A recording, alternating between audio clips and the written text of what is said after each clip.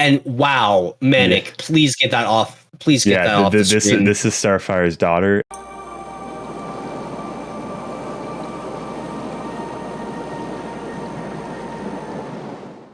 So I'm pretty sure. Yes. I'm pretty sure you've heard about a certain, the show, the Velma show. I've been Manic. Please, may I have the floor with this one? Yes. Go for it. So the Scooby-Doo needs no introduction. We all know about the story of a group of teenagers meddling with criminals and their talking dog. But this show has nothing to do with Scooby-Doo beyond the names. And it is, in all honesty, it is offensive to me. I grew up with Scooby-Doo. The Hex Girls taught me Goth Girl supremacy. And the fact that this show has anything to do, or is pretending to have anything to do with the actual Scooby-Doo IP, pisses me off. There are so many subtle things, like the high school that they go to is called Crystal Cove, and that's the name of the town, like primarily in other forms of media, like the Mystery Incorporated show, the town that they're in is called Crystal Cove. So it's trying to do this thing where, it's just an alternate universe kind of bullshit. But no, fuck it. Fuck, I hate this show.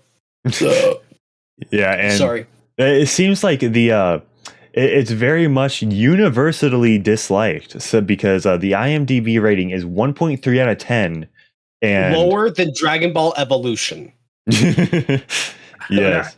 This is the funny thing I heard, that the far left people hate it because they claim it's a right-wing psyop to misrepresent them. Yeah, so there is, there's a bit of evidence. It's very much outlandish, chances are, but Mindy Kaling, the star executive producer, she's just a self-insert. Yeah, basically. Legitimate, literally. Instead of writing a whole new show with new characters, she just stole another existing IP with other names that, makes people think, oh, it's Scooby-Doo, it's Velma. But no, it's just her, and she is a bitch. Yeah. And also, someone in chat says, did you hear that Mindy, the writer for Velma, she assaults some of her coworkers? I have heard about that, yeah. So apparently she doesn't treat her coworkers all that well. I haven't actually watched. I saw that Better Bachelor made a video talking about this situation. I haven't heard about it, but it doesn't surprise me that not only is she a bitch in the show, but she's a bitch in person.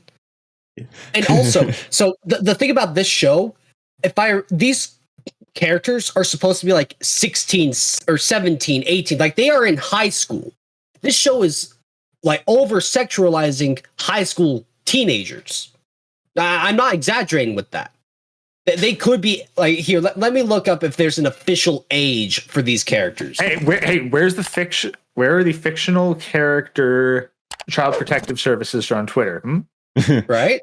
Yeah. So would you say it's worse than Big Mouth in terms of that aspect to it? Okay. I haven't watched Big Mouth, but I will say, from what I have seen of Big Mouth, it's not as bad. They made a joke in the very first episode saying the pilot of every show is way more sexualized than the rest of the series. So yeah. I think that they were doing that bit. But in episode 2, Velma and Daphne have a very intimate lesbian kiss. So it's not even just the occasional one-off joke. No, it is very much sexualizing these underage teenagers. Yeah. Now, when I say it's very annoying that, we're supposed to believe that, this is bad. Yet when the left makes a show like this, what, are we supposed to be clapping when Velma and Daphne kiss? Am I supposed to be saying, yeah, woohoo, amazing? Because it's what Mindy Kaling wanted. So that's what she wanted to be like in high school. Yeah. She wanted to be popular, and this is literally just revenge. You know how a lot of modern day adult anime, or not adult, but cartoons and made in America, they all have a prom episode. Yes. Yeah, that's literally just because these people probably never got asked out to prom in high school. Yeah, exactly. Yeah. And the funny part is the prom episodes make it even less relatable because there was a good 2-3 years where no high schoolers had prom. Yep. Yeah. So this other people have been saying this, but I will just say this as a fact. I will guarantee you that in episode 5 or 6 or later on in the series, there will be a black lesbian, bi girl, whatever, Shaved head, half shaved head, whose nickname is going to be Scooby or some shit. This show it's trying its hardest to force itself to be a Scooby-Doo show. But at the end of the day, it's poorly written. The animation at times looks like it's Johnny Test levels of Flash animation bad. And then also the music, it's either grating and gets on my nerves or it's forgettable. There's literally nothing redeeming about this show. Exactly. That foghorn sound, that's exactly how bad this show is. Yeah. Yes, but to get back to Gray, what you said about like the theory, Mindy Kaling, this was like a controversy, like Twitter level controversy. More on that later. Mindy Kaling liked one of J.K. Rowling's tweets, and and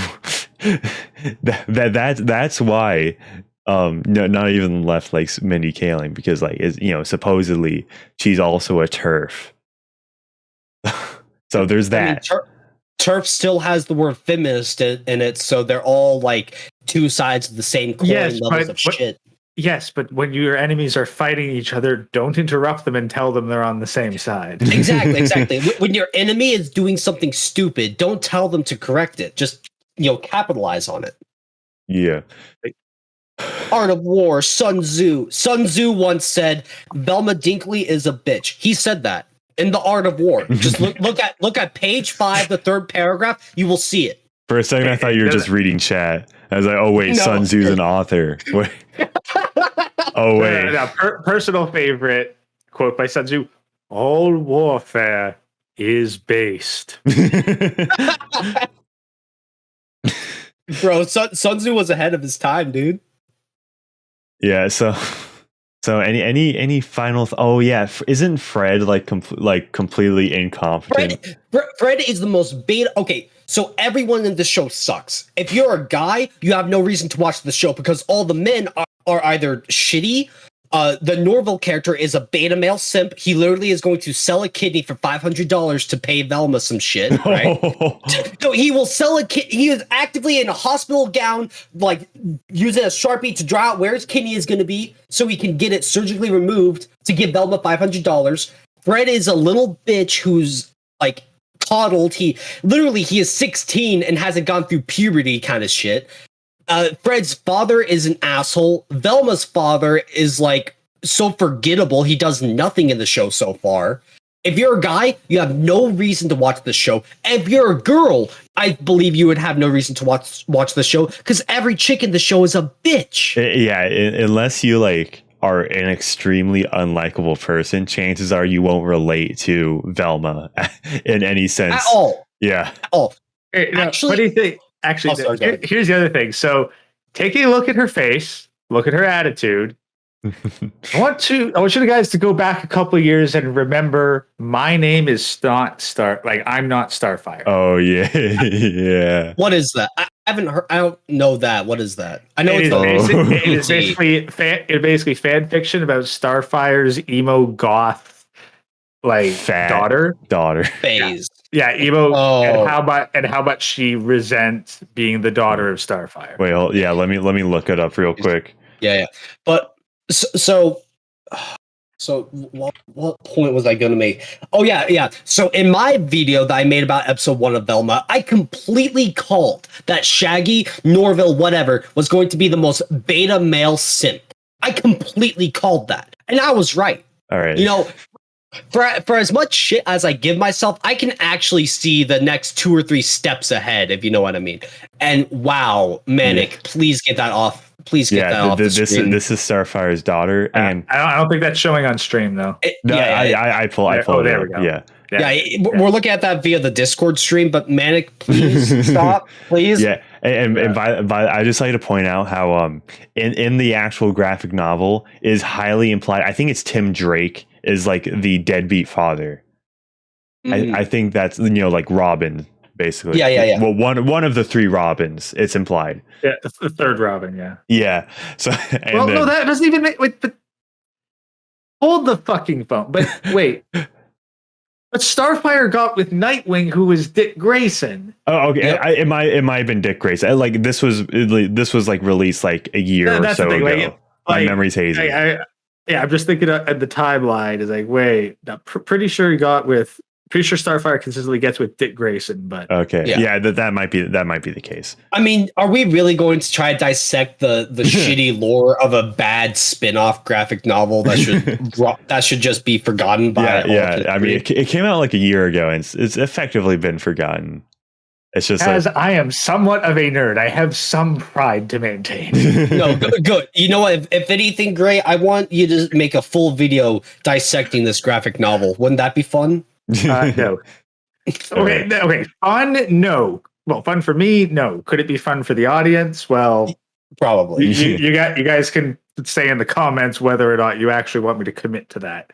I've come to learn that I'm kind of a masochist when it comes to bad media. When I asked Ribby, hey man, do you want to watch this with me? And he said, no, I can only get through the first 10 minutes of this shit. I'm like, wow. Yeah, but also it's the biggest premiere day for an HBO Max original animated series. So I think it's been confirmed. I don't know if this was like a trolling or not, but I think it's been confirmed for a season 2. Oh no, it is. Screen Rant has released an article saying, yeah, it's confirmed, greenlit for season 2. But guys, if you are concerned that I gave money to this, media, I did not. I rode the 7 seas of the internet to find a way to get this show without paying for it. Honestly, I'm proud of that. Okay. By the way, this is absolutely like people are actually think it's like a psyop that we've mentioned. We've mentioned this before, but it's like a psyop to so people won't no investors will invest in POC characters or whatever. Just know. Just know that Warner Brothers, who owns HBO Max, is going through a lot of financial turmoil. They canned Batgirl, the Batgirl movie, when it was finished. Yep. All right. Yep. If they canned that, all right, why do you think this got through approval, but Batgirl didn't? Which, to be fair, both are bad, but I would love to watch that Batgirl movie. I know that I probably won't, at least for another couple of years. I need to watch that film. Yeah, so I need to. So just know, I don't think Warner Brothers has the capital to make something just to troll the chuds. All right. Yeah, the chuds. That's the thing. You gotta wonder, how high up the executive ladder do you have to go before? Wait, sorry, I just remembered TFM's Ghostbusters theory. Do you remember that? Yeah, so they make a really bad one. So when they make a mediocre follow up that everybody wants, they'll clamor to it. Precisely. Yeah. I don't know. Maybe they have something cooking. That's the thing, because you wonder, they're either playing some very elaborate 4D chess here, or they're really, really fucking stupid.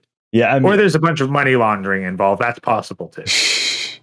Yeah. So when are we getting the Mindy Kaling Velma skin in Multiverses? Is that game still relevant? I don't remember. I forgot it existed, truth be told. It's still technically in my Steam library, but same. Yeah. So okay, once they got rid of mod support, I'm like, okay, I'm done. All right. I want to be able to mod. All right.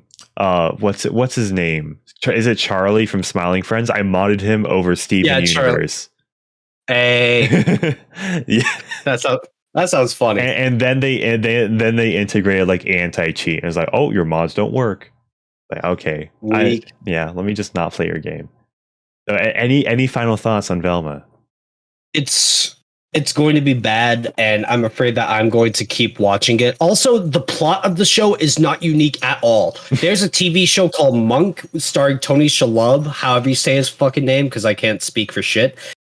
He is a cop who has severe OCD, and his wife died in a car bomb like murder, right? And the last present that he was going to get from her for Christmas, it's like 10 years later and he still hasn't opened it. That is the plot of Velma. Her mom her mom fucks off Christmas Eve to get a new present for her, and then her car is found abandoned with only her glasses and one present left. And she says, "I'm not gonna open this present until I solve my mom's mystery." And I'm like, this show is, its plot is a ripoff. Its characters are bastardization ripoffs of other characters that we've come to love. It's not unique at all. The animation is bad. The music is bad. The characters are bland or terrible. There is nothing redeeming about this show. And yet it's the kind of show that gets greenlit for a second season. Yeah. And by the way, Chaz will be continuing to cover this series on his channel. He already covered the first couple of episodes. So yeah, not couple. I only have the first episode so far. I have watched episode 2. But I gotta like type up a thing for that. Guys, don't worry. I'm not gonna make this kind of series my most high effort and content.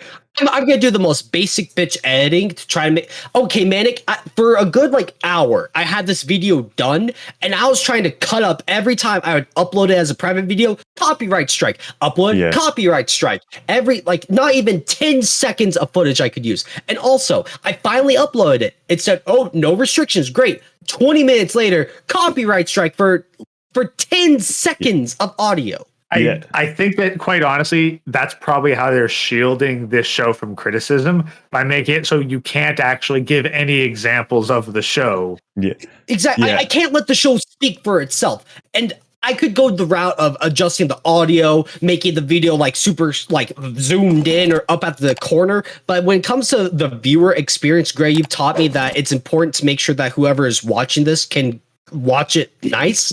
But I need to keep that mentality for the videos that I care about. You know, for this kind of series, I don't care if I have to put a black and white filter and high pitch the audio to make a video about this. It needs to be made. Yeah, like I think I would put like a VHS filter or something of the sort.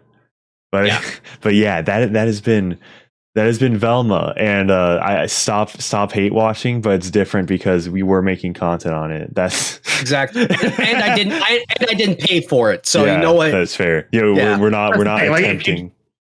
Like if you don't watch it on HBO, basically like that little tweet there, you hate watch, but you still watch. That's all that matters to the suit. It's like, no, because we're aware how this game works. That's why we don't watch it on fucking HBO. Okay, to be fair, if they just like if they make a season 2, they already greenlit it and all that stuff, and then just like they sell like DVDs or Blu-rays or whatever, then like those don't sell at all. I feel like that's when you actually get some costs. Yeah. Like, when they roll out the merch, the T-shirts, the baseball caps, the this and that, when none of that is going to sell, when all that stuff is going to rot in Goodwill bins, then the executives are going to be like, "Oh no, we fucked up." Yeah, I feel like we just have to psyop Warner Brothers to thinking this is popular.